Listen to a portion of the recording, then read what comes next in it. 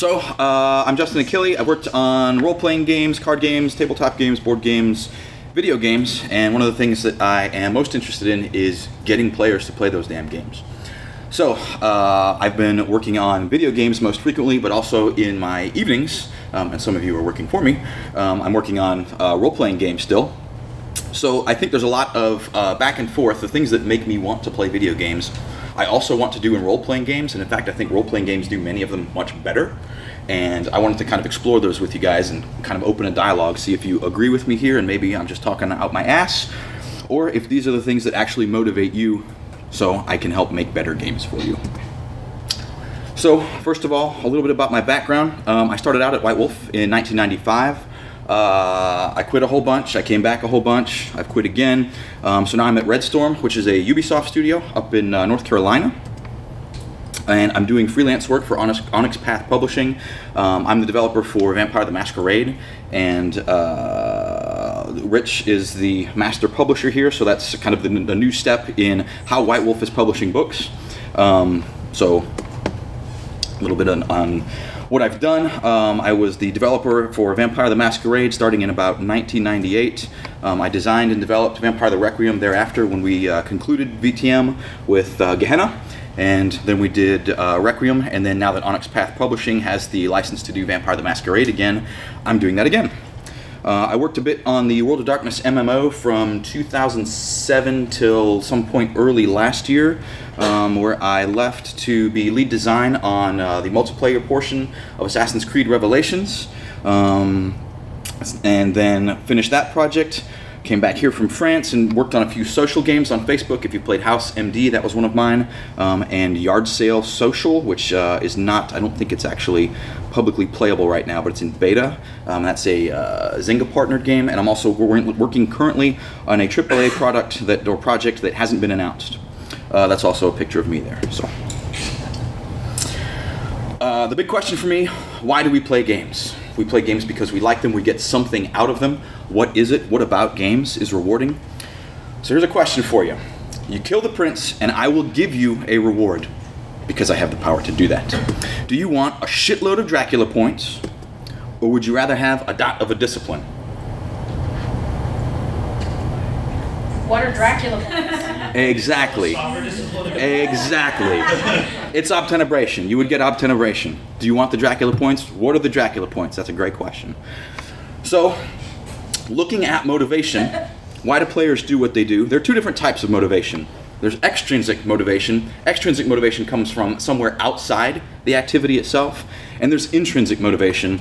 You do it because the thing is fun or because it has some inherent value, something that makes you want to do it. For example, an extrinsic reward might be because someone else told me to do it. You know, I'm doing a quest for an NPC, or because you're my dad and I have to do my chores and you're telling me to do it. Maybe there will be some punishment if I don't do it, or some kind of outside reward for doing it. Intrinsic rewards, I would want to do the thing for its own sake. One of my examples here is everyone's played Super Mario Brothers, right? You ever jump on a turtle? Jumping on a turtle's fun.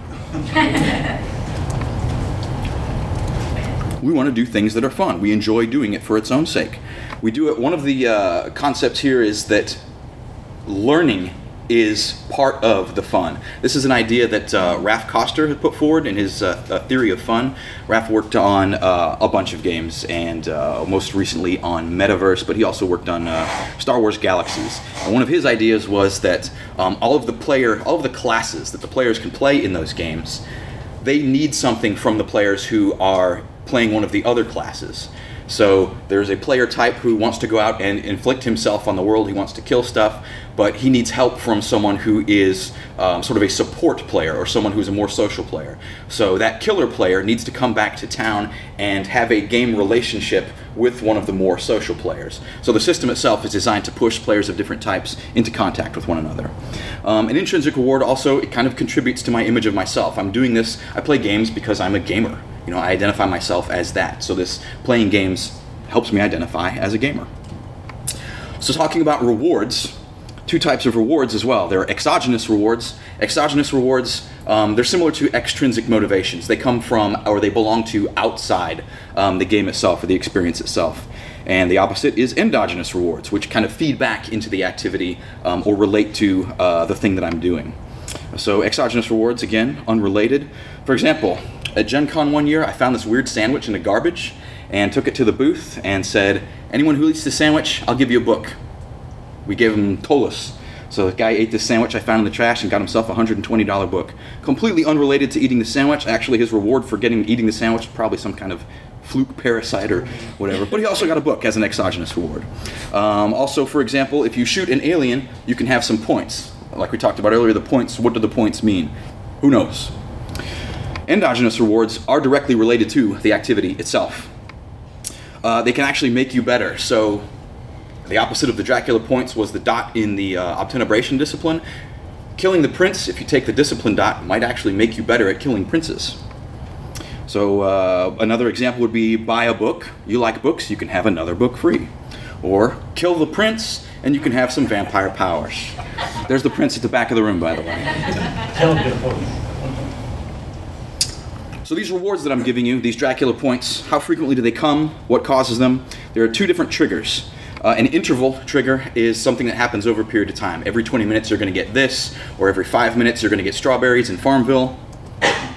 Or it's a ratio. It's doing something that causes it to happen. Jumping on the turtle kills the turtle, and then you get the points that way. And frequency also helps define your reward.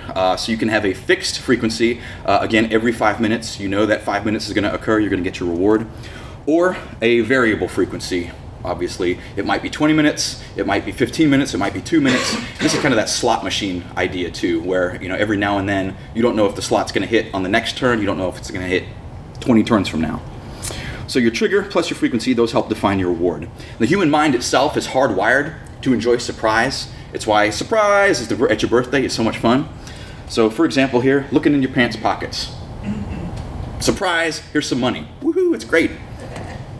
So in video games, you typically find that a variable ratio, so an unknown quantity of time and performing an activity, those are the ones that aid your retention the most. So you're going to play the game most frequently, or you're going to keep playing a game that offers you rewards that happen based on some action you take and an unknown quantity of those. You always want to come back and check, is this the thing that gives me my reward? In classic operant conditioning, scanner type, that sort of thing, I was going to say variable frequency, variable interval reward schedule for an actual reinforcement is the hardest behavior to extinguish, lasts the longest. There are several examples of that not being always the case. In particular, like money is a weird one, and they vary based on also like the Skinner box example is the one where the rat taps the bar and gets the pellet, and that's food. That's something he needs, and we're not talking about a basic biological need here. We're talking about an other type of enjoyment. Actually, we are talking about gaming. Yes. Gaming is life. Certainly, I can see that. I can see that. But your example here, also one of the ones that I point to is the Zynga games. And Zynga games are, described as very addictive, but their retention is really, really low. Most people cycle through participating in a Zynga game in about 18 days. Whereas, if you guys have played Farmville, you've probably played for 2 weeks or under. How long have you been playing Vampire? Is it more than 18 days? Then we win. Okay, so with all that in mind, your motivation, why the player wants to play, times the reward, what does he get for playing? This is how much your player cares about your game. So now that we've got a player caring about the game, presumably, we want to know what he and why he wants to play that particular game. And so motivations here determine why the player is playing the game. And players typically want three things. They want a sense of mastery. They want to know that they can come and they can affect the world a certain way. Your examples here are overcoming the challenges. Challenge gets more difficult the more you play. A sense of competence. You want to be able to feel like you're affecting the world meaningfully. You don't want to be the turtle who gets jumped on by Mario. You want to be Mario who continues jumping on the turtle. And a sense of flow. And we'll talk about flow in a little while. That's my I think we're going to have to get Mario. Now imagine Mario were a vampire. Autonomy. Players want a sense of autonomy. Here, Greg the vampire, he has a sense of, I'm a vampire, what can I do as a vampire? And he's got this city spread out before him. He can go anywhere in the city. So this really engages the sense of there's something out there for me to explore, something for me to learn, something for me to do. Vampire Greg, owns his own fate. He's making the choices that affect him. It's not, he's not in a tunnel. And volition and agency, again, these are concepts where the player wants to choose. He wants to do the thing, not because he's told to do it, but because he's setting his own agenda. That is so harder to do in MMO or video games than in a live game where you have an adaptive GM or ST telling you what to do, whereas in a video game you've got to build every single choice. When you're making a character for live action games, do you typically define your character by his agenda? Do you make a list of here are some goals? Yeah. Mm-hmm. I don't know if the CAM or the Mind's Eye Society does that as part of the character creation process, but we did at the beginning of this chronicle. We had like a little manifesto that you would fill out that had questions like that. Yeah, but it gave you, no, it was because it gave you XP. So It gave you 10 XP to start. Okay, it was fun, It was also the other way. We didn't do it. We haven't done it after, but it was tremendously useful for continuing for us to game. And that's a good point there. That in something like World of Warcraft, that's defined by quests. You can choose which quest you take, but ultimately, your class is going to have some optimal quests lined up for it. You're going to go do those because they're the best thing for you to do. And exploring covers some of that because you have a choice to go wherever you want. Right, but to get too far off topic, I think also it's more the feeling of autonomy than actual autonomy that's important. Because if you feel like you can explore, then I feel the autonomy, even though from a programming perspective, I have to approach. If you give me choices, even if those choices are finite by nature, I feel like I have enough choices. Right. There's a point where I feel like I have a problem. It's like the biolanguage. Yeah. And one of the other pieces of relevant information there is you actually in World of Warcraft gain XP when you push back the fog of war on your map, right? You've discovered a new location plus 40 XP. Well, it's worth more XP to go kill monsters. So the game really wants you to go kill monsters, and it wants you to explore and kind of progress in your flow, follow your path that's leading you to greater monsters, which is why they're giving you those little drips of XP there. But for the most part, it's about killing stuff. It's not about exploration. And relatedness is one of the last things that players are frequently looking for. Relatedness is a sense of you're playing in here in the game with me. This is actually one of the points that I always bring up about you. Rich likes to play World of Warcraft. He doesn't want to group with anyone. He doesn't want to raid. He doesn't want to do any of that shit. He wants to log in, and he wants to know that there are other people there in the world, and he wants to play with them, but not do stuff with them. I'm like a 2-year-old. I play next to other people. You don't want to commit to a party or a dungeon or a specific thing, but you want to be able to run up and find a monster and have other people enjoying it too. Yes. And that's actually, there's an educational principle tied to that as well. There's Jean Piaget suggested there's this idea of parallel play where, as children on the playground, I'm playing on the monkey bars, you're playing in the sandbox. We're both playing on the playground even though we're not necessarily doing anything together. And this is where we start to relate. So like what Will Wright was talking about with massively multiplayer, single-player games like with sport. Similar to that. One of the interesting things about Spore is that it gave you content created by other players while limiting in scope your interactions with those other players, but still that content coming to you let you know that there are other people in the universe doing it with you. And a relatedness to the game itself, an appreciation of, these are some, I think they're from Halo, but badges that unlock once you make certain achievements. I was going somewhere with this, but I forgot where it was, so we'll see. Okay, so recognition of accomplishment. The game actually gives you a recognition of the things you've accomplished. Anybody play Skyrim? And when you've killed the dragons, and then people start calling you Dragonborn. Oh, you're the one who slayed the dragon. That's you relating to the game world and like, yeah, I fucking killed that dragon. That was pretty awesome, right? Look at me. And context here, so there's a meaningful establishment of, you see the same city that I do, and comparison. So this is particularly relevant for more competitive games, but how did I do looking at leaderboards, things like that. So, discussing mastery in particular, you can master controls and the human-computer interaction. This is how well you're able to manipulate the game pieces that you play. The game systems, so game systems here are anytime you are doing something in the world, you learn that your participation is creating a certain result, and you can expect that to keep happening. That's why there are dice systems, or there are trait systems. You know that I'm going to roll strength plus dexterity, or strength plus brawl to attack. That's going to happen every time, and if you want to do that well, you're going to put a lot of points into strength and brawl. So yeah, and that ultimately results in how you're going to affect change in the game space. How can I use the game systems to do stuff? A difficulty of overcoming challenges.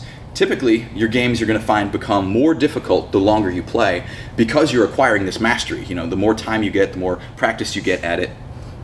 and the challenges become more difficult. So here's an example. Here's a picture from the V20 rulebook. Here's a guy who's undertaking a feat of mastery. This guy is jumping from rooftop to rooftop here. The player probably has an understanding of this is going to require, you know, dexterity plus athletics or strength plus athletics to cover the distance.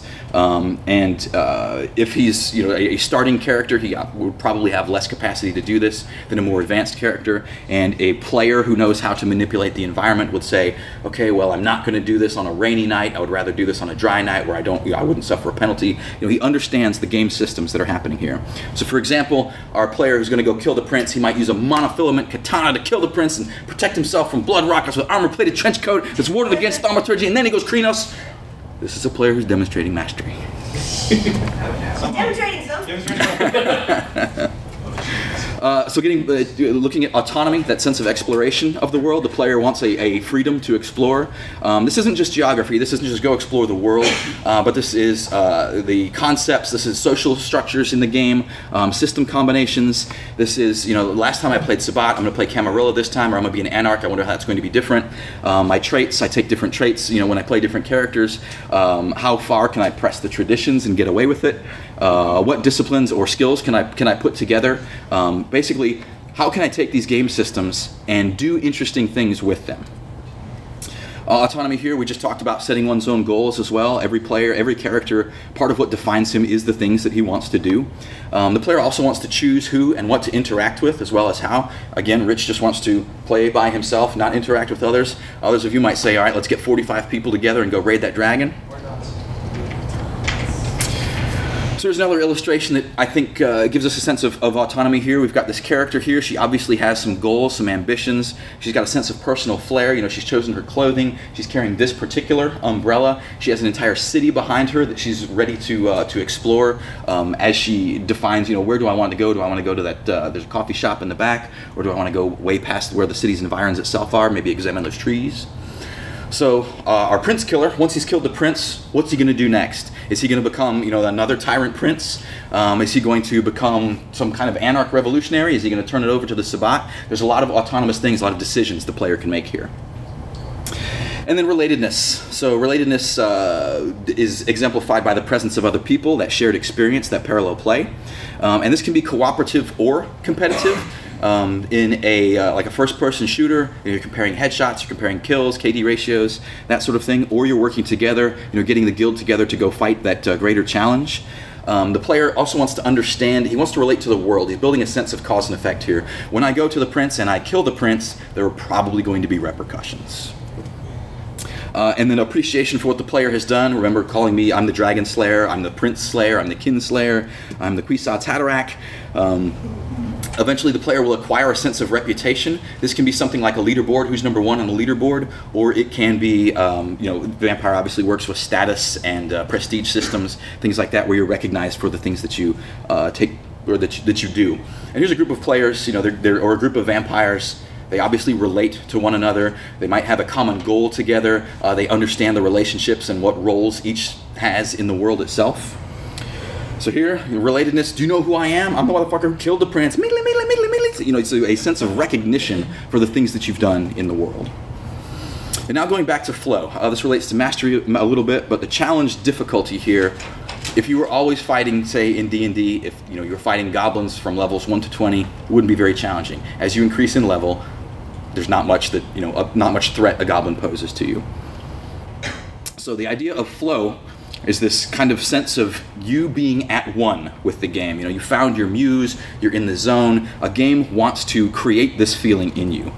It's a sense that you are in the environment itself. It's challenging you optimally, and you're performing optimally to the extent of your ability. And so, for example here, over time, player skill increases or the character competency increases as you're putting experience points and growing the character. So that's one axis here. The other axis is the difficulty of the challenge. And in a peak flow situation, as your skill increases, as your competency increases, the challenge increases, the challenge difficulty increases as well. So the better fighter you are, the more tougher things you have to fight. Is that a relative challenge or like a It could certainly be either. I mean, in a case here where you're not necessarily fighting something, it might be a more abstract concept, or you know, satisfying a goal we're going to talk about loops here in just a minute.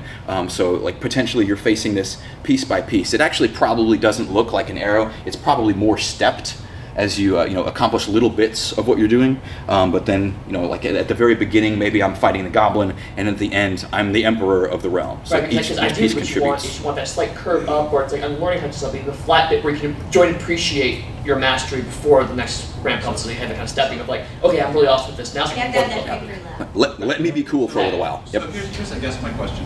I'm level 1 and I fight for level 1 encounter, and I take 5 points of damage, and I'm victorious. When I'm level 20, assuming that my player skill has not changed, when I'm level 20, the difficulty has gone up. Do I take 5 points of damage and succeed, or am I now taking 6 points of damage because of the relative difficulty? That depends on how the system is built.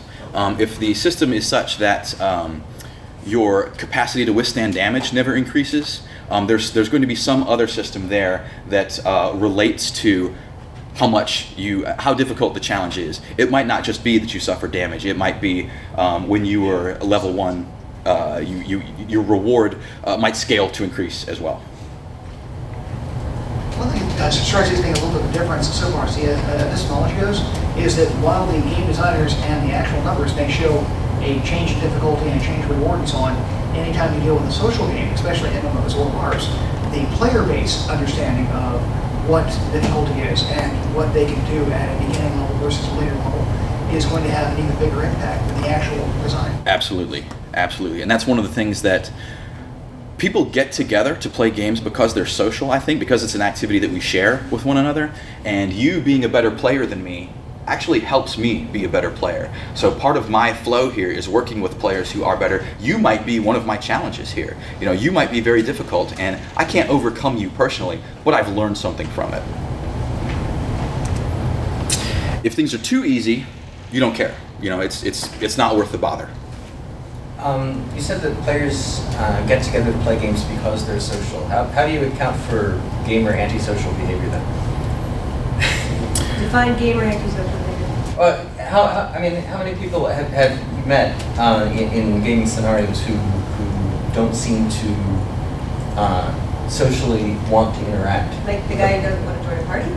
Yeah. Because it's, at least in LARP and usually in role-playing games, you don't have that guy. You came to my house to play this game and then you ignore me all night. It doesn't happen as often. Isn't there usually There still are though. It's still Yeah. There's a couple of different ways you can look at it, right? There's people who just legitimately enjoy the company of other people and don't need to interact with them. Mm-hmm. And then there are people who just haven't come out of their shell yet. Mm-hmm. And it's like the dance in high school, right? You go to the dance, you like, I'm totally gonna go to the dance and hit on all the girls and dance with Mary, and then you end up standing there drinking. And some people also genuinely appreciate the idea of being around people and necessarily interacting with them, which is why the characters like the Nosferatu with Zaku's getting watching everybody. He still enjoys the fact that there are other people he can interact with in that respect. If they genuinely didn't want to be there, then that's kind of a different attitude. If I'm dragged there by a friend of mine and I genuinely don't want to be there, sure it's going to happen, but I'm not going to be a routine. Well, I certainly don't mean somebody who's being forced to play there. All gamers are... I think a lot of them might be on a power trip too. Like they may be looking for that moment where they can socially best someone else. So they're not, that's a social interaction too. Even if There's definitely a lot of gamers lack social skills when compared to generic human beings, but we don't lack the desire to be social. We just sometimes fail. Or they possess different social skills. Even the guy who goes to play the obfuscate character because he likes to be around people is socially interacting. It's just his kind. There's nothing wrong with an introvert being around people but not wanting to have the direct social interaction.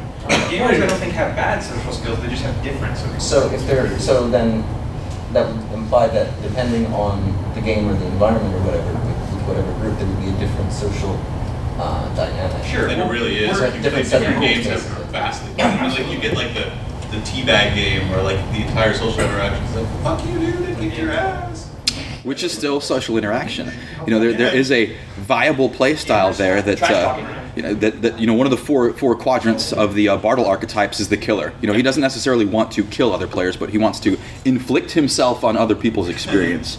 And one of the other points there's a sense of relatedness where even gamers have these poor social skills. Well, we all relate to one another pretty well. When I said obtenebration at the beginning of the presentation, everybody knew what it means. And if I went down and talked to the front desk and said, "Send me up my point of obtenebration," I'd get a blank stare. You know, so there's these. Bonsai in a game filled with, in a room filled with gamers. The ones who were born 10 years after that movie came out still know what you're talking about. Because you're perfect. Because you're perfect, Tony.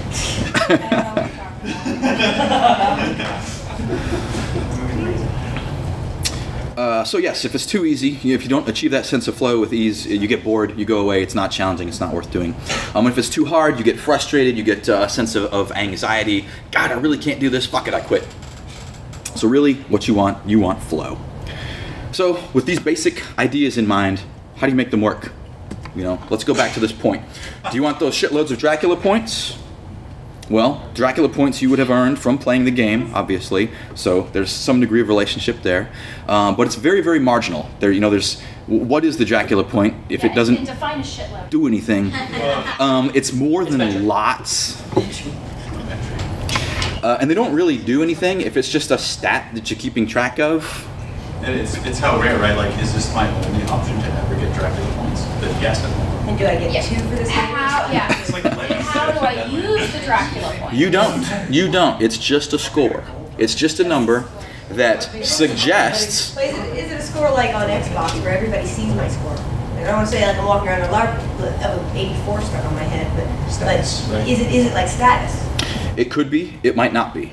So let's assume that it is, and here it suggests rather than shows my mastery. I have 1,000,000 points. I've obviously done. Maybe I've killed a lot of princes. Maybe I've fallen down a lot of stairs, and falling down stairs gives me Dracula points as well. So it doesn't really indicate any particular relationship with the game world. There's a sense of progression there, but it's unrelated. It's just a number that keeps climbing. You know, again, it suggests I've done something, but you know, it's infinitely repeatable. But why am I going to bother doing it? Kill the prince, get some points. Kill the prince, get some points. Kill the prince, get some points. There's your Skinner box. Do those points shift at all? Do they go up and down or just up? Typically, I wouldn't make a system that took them away unless there was some reason I should be taking them away. So let's assume they keep climbing forever. I love the fact your made-up game mechanics are being QA'd. I remember there was one of the Fable games took away XP if you didn't do a certain thing. Well, yeah, BioWare, for example, will take away your, on some of their older games, will take away your positive points if you do evil actions and vice versa. Oh, yeah. EverQuest, when you died, you had to dig yourself out of the XP hole.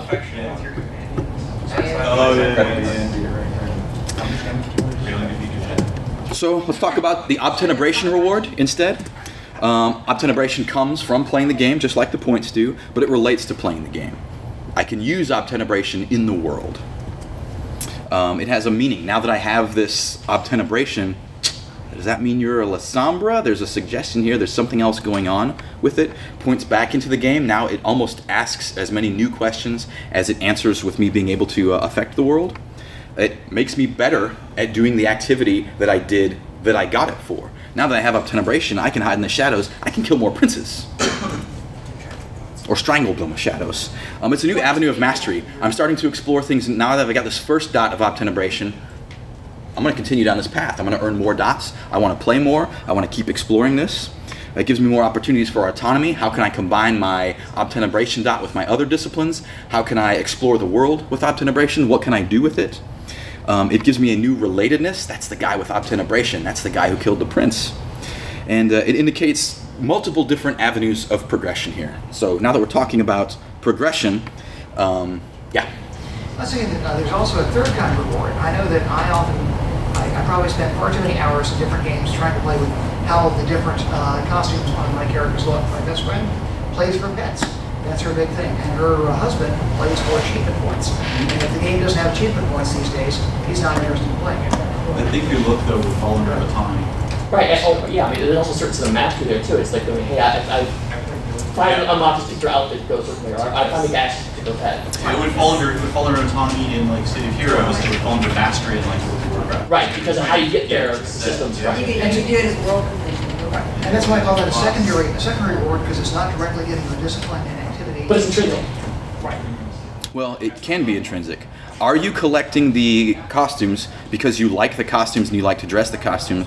Or is this, I have 35 of 40 costumes, I want to get those 40, I'm never going to wear them, but I want that to say 40 of 40. That's the difference between like having the complete mismatch of armor in World of Warcraft because these are the bonuses I have access to versus I want it to be all the same color and I'm going to spend money and die and make sure it all looks a certain way. There's also the panel with the empty spaces in it. Right. That compels completion. Right. Well, and that's another human nature thing. Humans, by design, want to fill those slots. That's a question, and once they fill it, the question is answered. What can I put in here? What's in my backpack? Why is my backpack not full? These rewards, there are a variety of ways to continue to earn them. First of them is narrative. You know, you tell the story, and now you get to the next chapter. We see where this is going. There's a character or cumulative progression. In most cases, this is something like play Call of Duty. There's a level system in there, which is kind of a light role play element. But I see when there's a player who's level 80, he's more accomplished than a player who is level 40, because numbers work that way. Feature progression. This is something that there was a lot of in Assassin's Creed in particular, where the player would earn this resource that he could unlock features with. Ezio doesn't start out with his entire arsenal.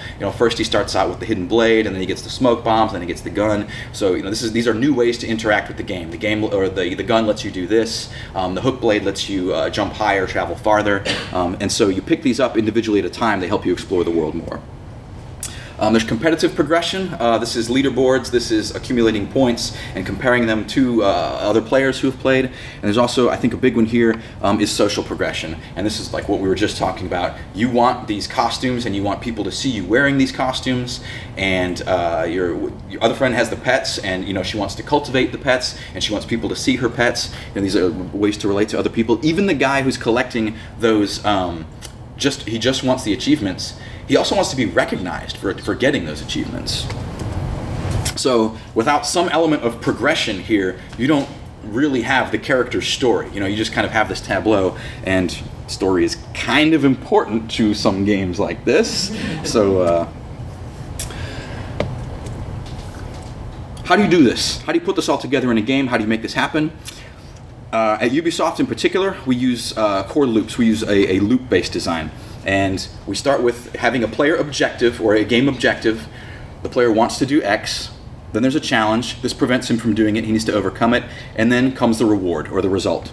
The result also includes whatever the outcome is, whether it's a story progression, whatever you have there. Loops are very flexible. In fact, when you're using them in RPGs, you're going to want to loop your loops. You're going to want small loops that feed into larger loops. This was kind of the stepped progression we talked about earlier, where I do one thing and it's relating to the big picture, which is the grand loop at the end of the game, but I have to take little bits to get there. And I'm engaged in this in satisfying loops along the way. You're probably like die action, scene, story, chronicle, at that level. When you do objectives, you also do reward? The objective is actually the activity or the situation. The result is more the reward. So the objective is... Sorry?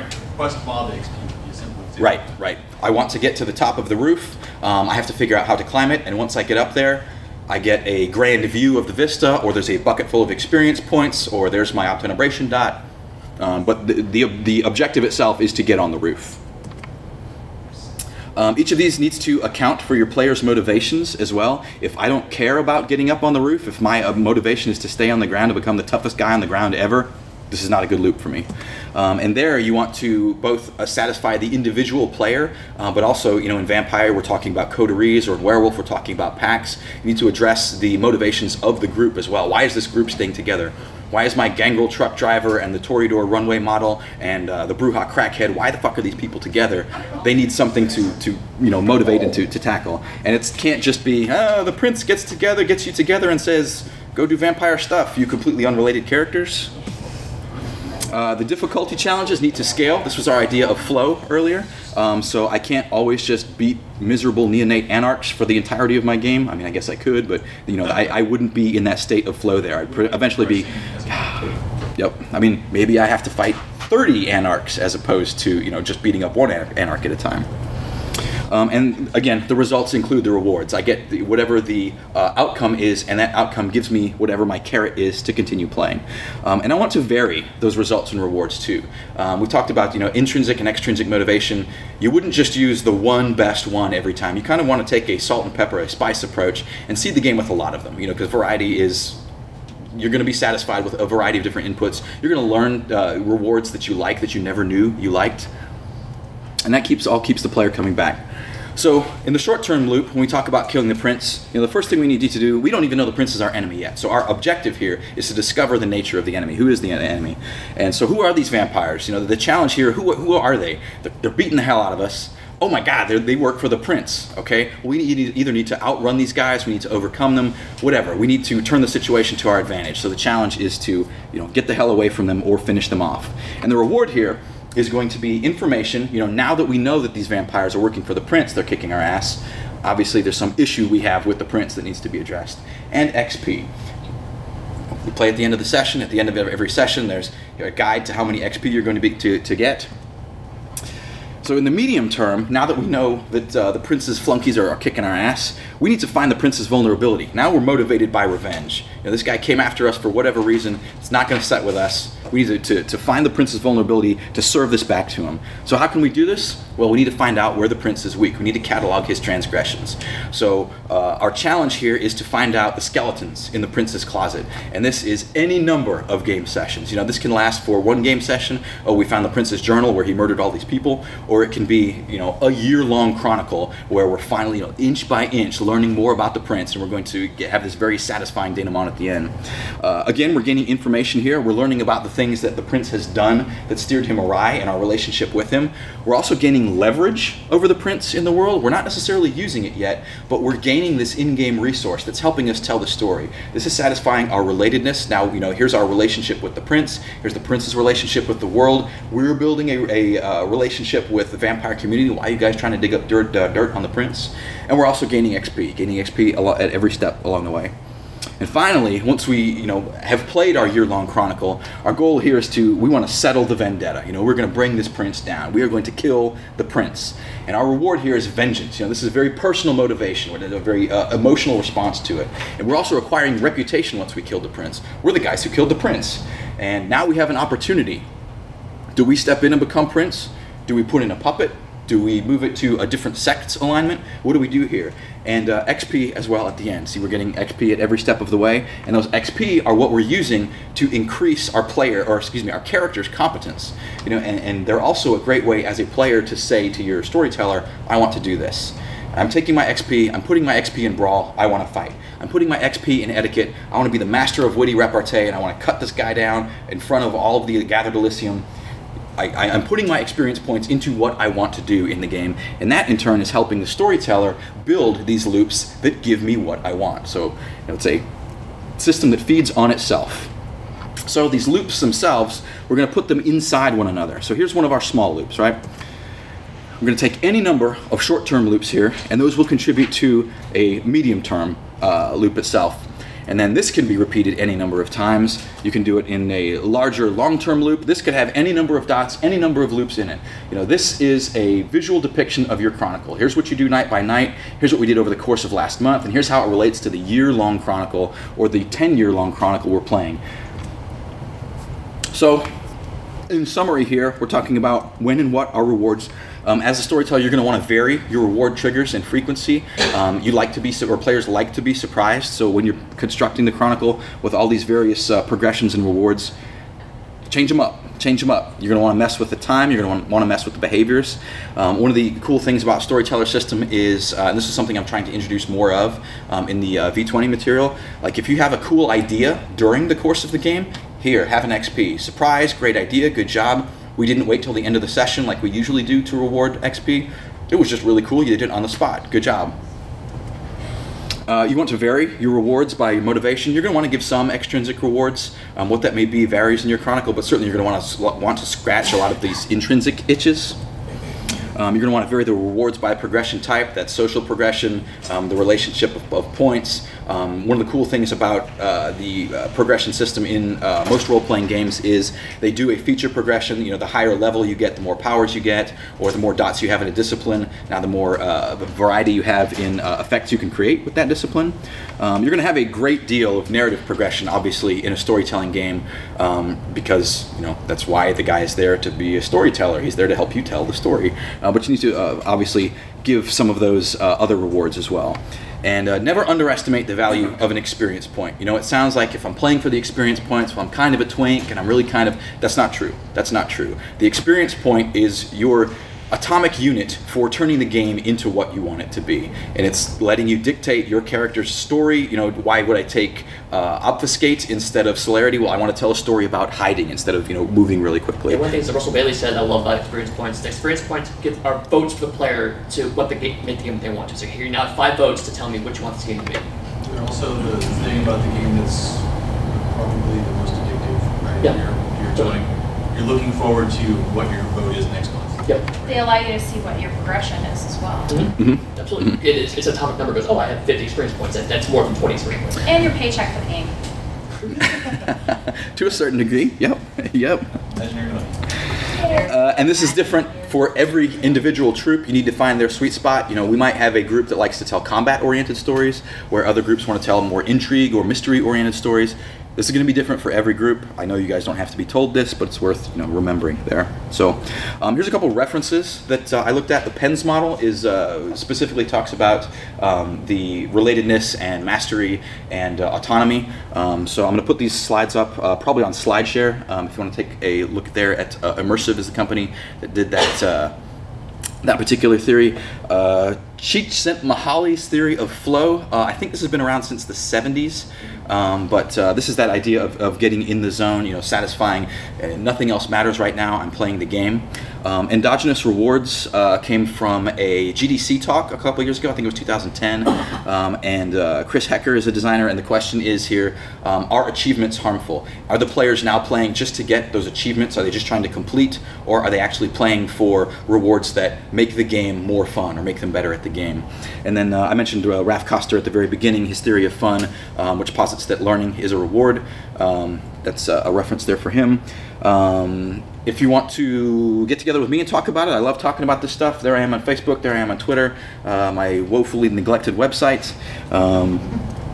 So of course I love talking about this stuff. So that says thank you. So I appreciate your time.